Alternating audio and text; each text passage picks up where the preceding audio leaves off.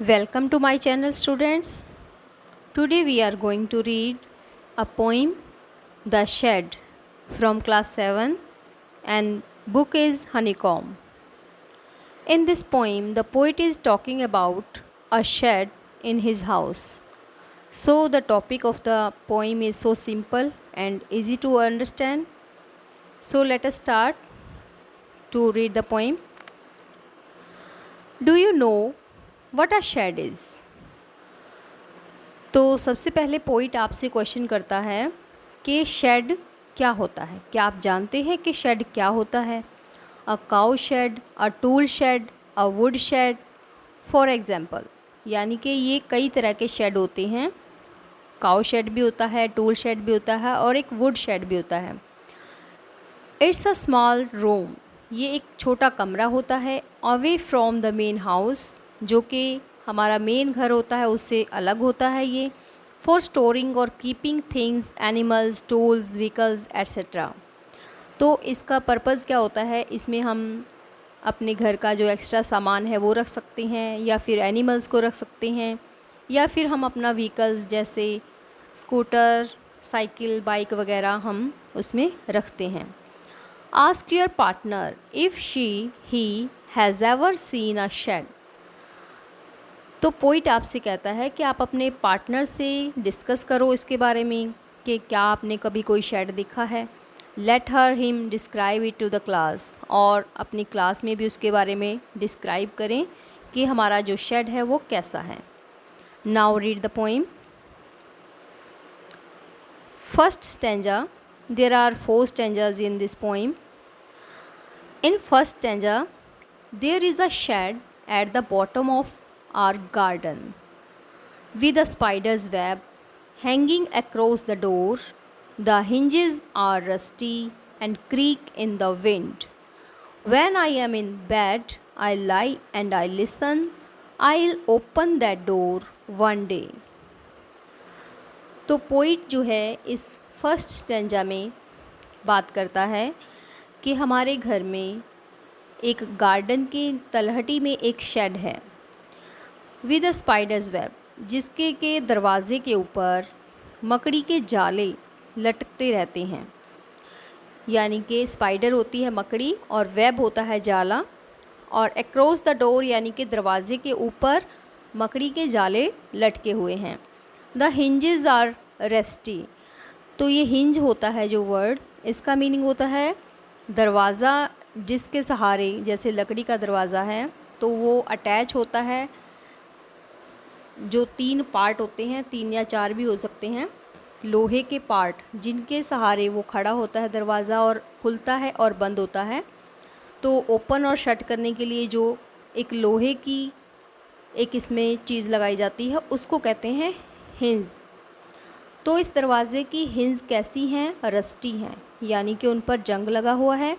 And creek in the wind, creek का मतलब होता है चरचराने की आवाज़। जैसे कि दरवाज़ा पुराना हो चुका हो तो वो जैसे ही हवा चलती है तो वो क्रीक साउंड करता है, यानी कि चरचराता है वो जब हवा चलती है। When I am in bed I lie, जब मैं बेड पर आराम कर रहा होता हूँ। एंड आई लिसन, तो मैं सुनता हूँ। यानी कि वो जो क्रीक साउंड है मैं कब सुनता हूँ? जब मैं बेड पर लेटकर आराम कर रहा होता हूँ। I open that door one day. तो पोइट कहता है कि मैं एक दिन इस शेड का दरवाज़ा ज़रूर खोलूँगा। ये देखिए गार्डन के पास के नीचे इसमें शेड की पिक्चर दिखाई गई है आपको कि ये बंद है और इसका शीशा टूटा हुआ है। ये सारा कुछ इस पिक्चर में दिखाया हुआ है जो कि हम अभी पोइम में पढ़ने वाले हैं। Next stanza, there is a dusty old window around at the side with the 3 cracked panes of glass. I often think there is someone staring at me each time that I pass. I'll peep through that window one day. So students, इस poem में देखो आपको कोई rhyme नहीं नज़र आ रही है, यानी कि जब हम इसको रीड कर रहे हैं तो इसमें कोई राइम नहीं है, लेकिन इसमें राइमिंग वर्ड जो हैं वो आए हैं, तो उनको हम डिस्कस करते चलेंगे।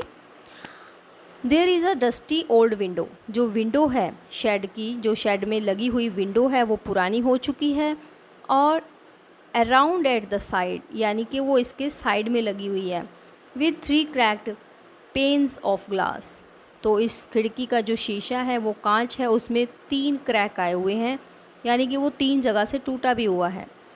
आई often think there is someone staring at me, तो मैं हमेशा सोचता हूँ कि मुझे कोई ना कोई घूर रहा है। ईच टाइम दैट आई पास, जब भी मैं वहाँ से गुज़रता हूँ। I will pep through that window one day, तो पोइट कहता है कि मैं एक ना एक दिन ज़रूर उस विंडो से झांकूंगा। पीप का मतलब होता है झांकना, विंडो में से मैं देखूंगा कि वहाँ पर क्या है। My brother says there is a ghost in the shed, poet आगे कहता है कि मेरा भाई कहता है कि शेड के अंदर एक भूत है। Who hides under the rotten floor boards, जो कहाँ रहता है, जो कि इसके फर्श पर जो बोर्ड लगे हुए हैं, यानी कि फ्लोर बोर्ड्स हैं, वो भी जो सड़े हुए हैं, रॉटन का मतलब वो लकड़ी के बने हुए हैं, और वो सड़ा हुआ है फर्श, यानी कि उसके नीचे छुपा हुआ है। हाइड का मतलब होता है छुपना। And if I ever dare to set foot inside, he will jump out and chop off my head, but I will take a peek one day. तो पोइट कहता है कि जैसे ही मेरा भाई मुझे डराता है, वो कहता है कि जैसे ही तुम अंदर पैर रखोगे शेड में, तो वो भूत जो है वो तुम्हारे ऊपर कूदेगा और तुम्हारे सिर के टुकड़े कर देगा। तो वही बात जो पोइट है वो हमें बताता है, रीडर्स को बताता है कि मेरा जब भी मैं अंदर पैर रखूँगा तो वो जो भूत है, घोस्ट है, वो मेरे ऊपर कूदेगा और मेरे सर के टुकड़े कर देगा। But I will take a peek one day, लेकिन फिर भी कहता है, पोइट अपने आप को हौसला देता है, वो कहता है कि मैं एक ना एक दिन ज़रूर उसकी झलक पाऊँगा, यानी कि मैं देखूँगा ज़रूर कि शेड के अंदर क्या है। Last stanza, I know that there isn't really a ghost, वो कहता है मैं जानता हूँ कि अंदर कोई घोस्ट नहीं है, वास्तव में अंदर कोई भी भूत नहीं है। My brother tells lies to keep the shed for his den, लेकिन मेरा भाई झूठ बोल रहा है। क्यों बोलता है वो ये झूठ?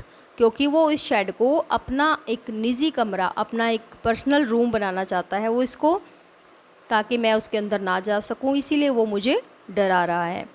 There isn't any one staring or making strange noises,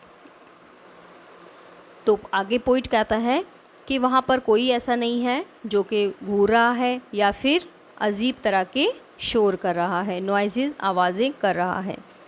and the spider has been gone from his web, वो कहता है जो मकड़ी थी, स्पाइडर था जिसके जाले में, तो वो स्पाइडर भी अपना जाला छोड़कर जा चुकी है।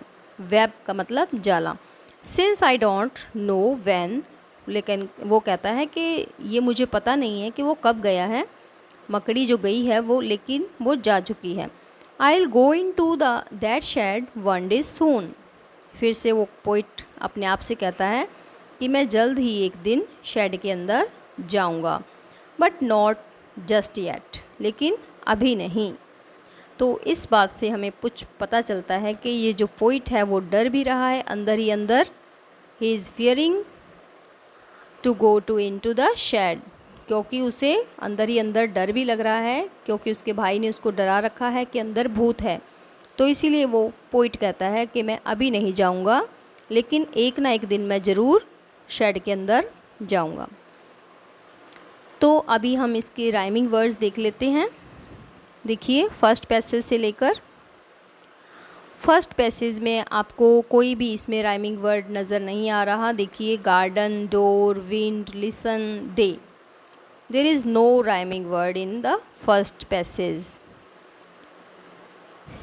इन the second, side, glass, me, pass, one day, and there are two rhyming words, glass and pass. In the next stanza, shed, floorboards, inside, head, day, there are two rhyming words, shed and head. and in the last stanza ghost, den, noises, web, when and soon. तो there are also two rhyming words in the last stanza, den and when. So students, the poet is the Frank Flynn. Frank Flynn is the poet of the poem.